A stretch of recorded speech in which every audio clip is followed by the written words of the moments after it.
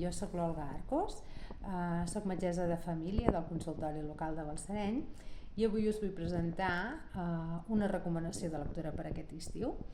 Es diu Visc i Visc i Visc, és de la Maggie O'Farrell, que no sé si coneixeu l'autora però us la recomano molt. En aquest llibre en concret ens parla de 17 vegades al llarg de la seva vida en què ha estat a punt de morir.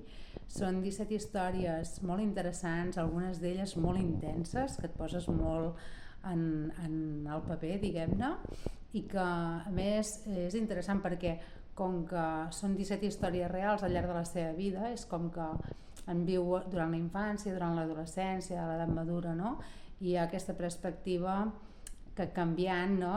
En funció de l'etapa vital de l'autora, que ho fa molt interessant. A més, és com que t'interpel·la a posar-te a la seva pell, a rumiar sobre què faries, no? En una situació com aquesta, què faries si estiguessis a punt de morir, si la teva vida estigués en joc, no? I fa que valoris doncs, les petites coses i apreciïs doncs, el que és la vida, la vulnerabilitat de la vida, que doncs, a vegades pot ser molt fràgil i val la pena doncs, viure cada moment amb la intensitat que mereix. Espero que el disfruteu.